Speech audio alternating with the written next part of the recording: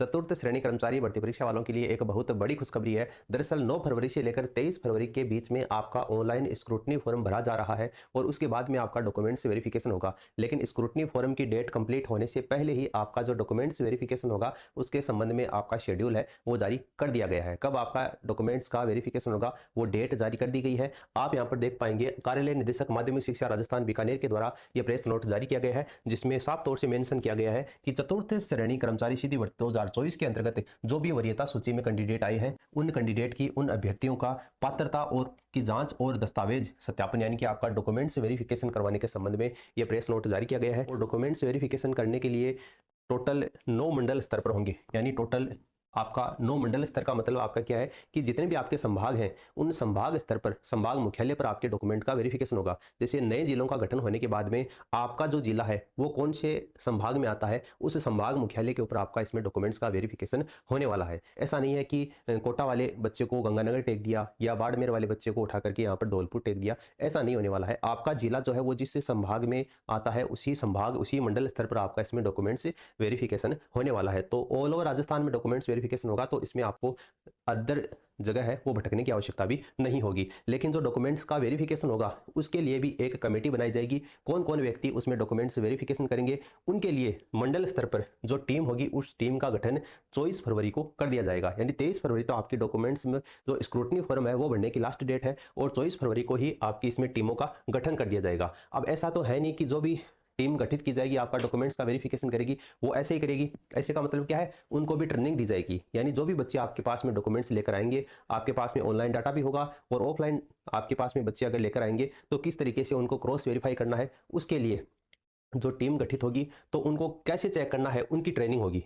तो 26 फरवरी और 27 फरवरी 2 दिन ये जो आपके डॉक्यूमेंट्स चेक करेंगे जो भी व्यक्ति उनको ट्रेनिंग दी जाएगी। उसके बाद में दस्तावेज सत्यापन का जो प्रथम चरण होगा वो यहाँ से शुरू हो जाएगा। ठीक है, यानी कि 9 मार्च से आपके डॉक्यूमेंट्स का वेरिफिकेशन होगा और अलग अलग चरणों में होगा। जैसे प्रथम चरण है वो 9 मार्च से 13 मार्च तक चलेगा, दूसरा चरण है 16 से 19 मार्च तक चलेगा, तीसरा चरण है वो आपका 23 से लेकर 25 मार्च तक चलने वाला है, चौथा चरण है वो 27 मार्च 2026 को होगा, पांचवा चरण है वो 30 मार्च को होगा। उसी तरीके से आपका छठा, सातवां और आठवां चरण है ये भी आप यहाँ पर देख सकते हैं। 1 अप्रैल से 2 अप्रैल, 6 अप्रैल से 10 अप्रैल और 13 अप्रैल को और 15 अप्रैल से 16 अप्रैल तक। ठीक है, यानी कि 9 मार्च से आपके जो डॉक्यूमेंट्स वेरिफिकेशन करने का कार्य है वो शुरू होगा और 16 अप्रैल तक ये चलने वाला है। तो इस डेट को आप ध्यान में रखना। आपका जो डॉक्यूमेंट्स वेरिफिकेशन होगा वो कौन सी डेट को होगा इसको लेकर बोर्ड अलग से एक नोटिस जारी करेगा जिसमें आपके रोल नंबर वगैरह सारे उसमें लिखे हुए होंगे और आपका कहाँ पर डॉक्यूमेंट्स का वेरिफिकेशन होगा वो आपको बता दिया जाएगा। तो आप रेगुलर हमसे जुड़े रहिए। अगर कोई अभ्यर्थी इन चरणों में, इन 8 चरणों में 9 मार्च से लेकर 16 अप्रैल तक वो डॉक्यूमेंट्स का वेरिफिकेशन नहीं करवा पाता है, अगर उसने स्क्रूटनी फॉर्म तो भर दिया लेकिन किसी कारणवश वो नहीं आ पाया, जैसे उसके परिवार में अगर किसी की डेथ हो गई है या फिर और भी कोई कारण हो चुका है जिसके कारण वो डॉक्यूमेंट्स का वेरिफिकेशन करवाने के लिए नहीं आ पाता है, तो उसका भी समाधान है। जो भी अनुपस्थित अभ्यर्थी रह जाते हैं वो दूसरे चरण में आ सकते हैं। यहाँ पर देखिए, अनुपस्थित अभ्यर्थियों का प्रथम अवसर दिया जाएगा। यानी इन डेट के बीच में अगर अभ्यर्थी नहीं आता है डॉक्यूमेंट्स वेरिफिकेशन करवाने के लिए तो वो 24 अप्रैल 2026 को आ सकता है। अगर वो फिर भी नहीं आ पाता है, किसी कारण से रह जाता है, तो फिर वो 1 मई 2026 को अपने डॉक्यूमेंट्स का वेरिफिकेशन करवा सकता है। 1 मई के बाद में आपको अवसर नहीं दिया जाएगा। उसके बाद में नोडल अधिकारी के द्वारा निदेशालय को ये रिपोर्ट प्रस्तुत कर दी जाएगी 11 मई को। ठीक है, कि कौन कितने अभ्यर्थियों के लिए जगह थी, कितने अभ्यर्थी डॉक्यूमेंट्स वेरिफिकेशन करवाने के लिए आए थे, किन के डॉक्यूमेंट्स में कमी पाई गई है वगैरह वगैरह, ये सारी डिटेल है वो 11 मई 2026 को नोडल अधिकारी के द्वारा निदेशालय को ये रिपोर्ट प्रस्तुत कर दी जाएगी और इस डेट के बाद में आपको कोई भी अवसर नहीं दिया जाएगा। तो ये आपके चतुर्थ श्रेणी कर्मचारी भर्ती वालों के लिए ये एक बहुत इंपॉर्टेंट सूचना है कि उनके डॉक्यूमेंट्स वेरिफिकेशन करने का जो शेड्यूल है वो इसकी वेबसाइट के ऊपर डाल दिया गया है। दरअसल आप यहाँ पर देख पाएंगे कि टोटल 53,749 पद थे, लेकिन काफी आंदोलन करने के बाद में एक पद है वो बोर्ड के द्वारा इसमें बढ़ाया गया था और 53,750 पदों पर इस भर्ती का आयोजन किया गया था, जिसमें लगभग 2 गुना अभ्यर्थी और कुछ श्रेणियां ऐसी हैं जैसे आपकी विधवा कैटेगरी है, ठीक है, तलाकशुदा कैटेगरी है, कुछ कैटेगरी ऐसी हैं जिसमें 5 से 10 गुना कैंडिडेट को इसमें बुलाया गया है और 53,750 पदों पर 1,45,250 कैंडिडेट को डॉक्यूमेंट्स वेरिफिकेशन के लिए आमंत्रित किया गया है। तो टोटल 1,45,250 कैंडिडेट का इसमें डॉक्यूमेंट्स का वेरिफिकेशन करवाया जाएगा। अब आपका जो भी डॉक्यूमेंट्स वेरिफिकेशन करेंगे तो कौन कौन व्यक्ति वहां पर बैठे होंगे जो आपके डॉक्यूमेंट को जांचेंगे, तो उसमें एक तो होगा प्रधानाचार्य हो सकता है या उप प्रधानाचार्य या व्याख्याता। तो सबसे ज्यादा संभावना है कि फर्स्ट ग्रेड का जो व्यक्ति होगा व्याख्याता उसके वहां पर रहने की संभावना है और वो उस तीनों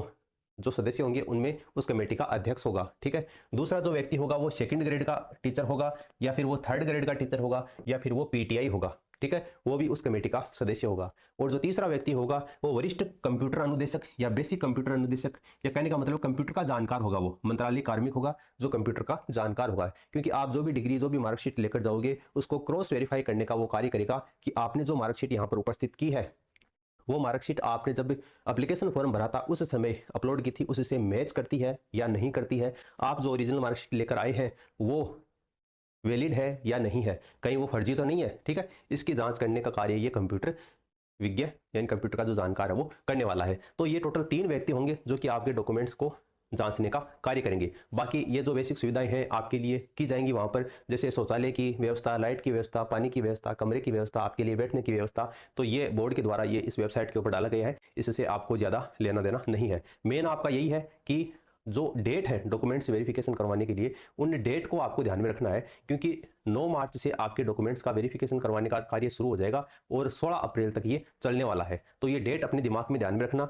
और आपका जो डॉक्यूमेंट्स है वो किस तारीख को होगा इसके लिए अलग से अपडेट है वो आपको कर दिया जाएगा। इसके अलावा स्क्रूटनी फॉर्म भरते समय काफ़ी बच्चों का कमेंट आ रहा था मूल निवास और जाति प्रमाण पत्र को, खास तौर कि सर मेरा मूल निवास 2022 का है, अभी न्यू वाला नहीं आया है, तो मैं स्क्रूटनी फॉर्म भर सकती हूँ क्या? बिल्कुल भर सकते हो। आप जो स्क्रूटनी फॉर्म है वो आप फिलहाल 2022 वाले मूल निवास से भर दीजिए, और जब आप डॉक्यूमेंट्स वेरिफिकेशन करवाने जाओ उस समय आप 2022 वाला मूल निवास और 2025 में आपने जो अप्लाई किया था या 2026 में आपने अप्लाई किया था जो अभी बनकर नहीं आया है उसको भी साथ लेकर चले जाना, और डॉक्यूमेंट्स वेरिफिकेशन करवाते समय दोनों को दिखा देना। इसके लिए आपको शपथ पत्र बनवाने की आवश्यकता नहीं है।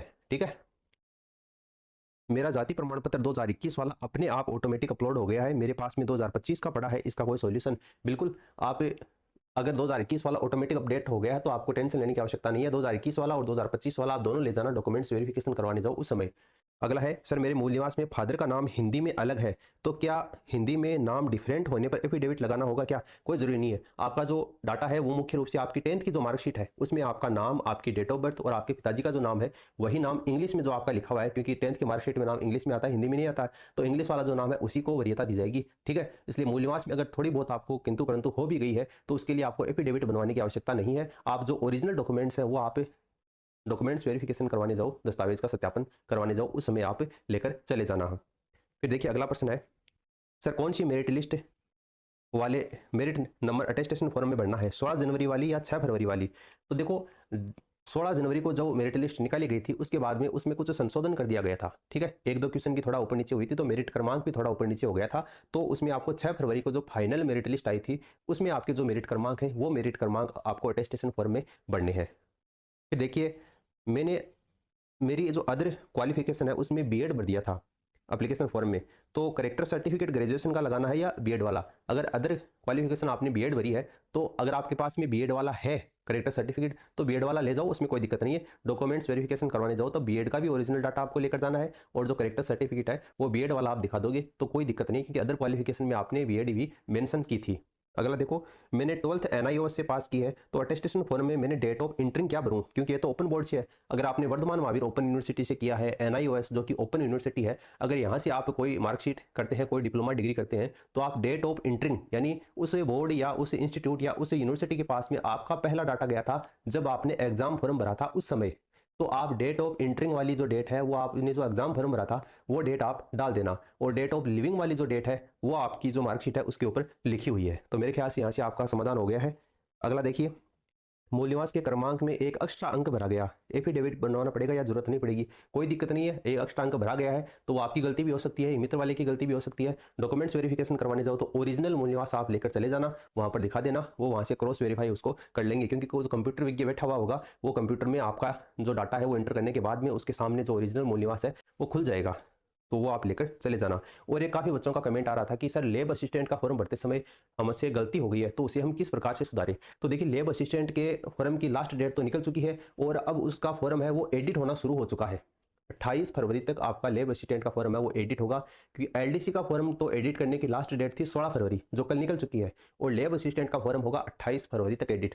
तो आप को अगर किसी भी प्रकार की फॉर्म भरते समय अगर गलती हो गई है तो उसे अब आप सुधार सकते हैं। तो ये एक बहुत बड़ा अपडेट था। बाकी अगर इससे रिलेटेड और कोई सूचना आती है तो वो आपको प्रोवाइड करवा दी जाएगी। इस वीडियो को आप अपने दोस्तों के साथ में शेयर कीजिए। जो भी चतुर्थ श्रेणी कर्मचारी भर्ती से संबंधित है, ताकि वो भी इस डॉक्यूमेंट्स शेड्यूल वाले चीज़ को देख सकें। फिलहाल के लिए इतना ही, धन्यवाद।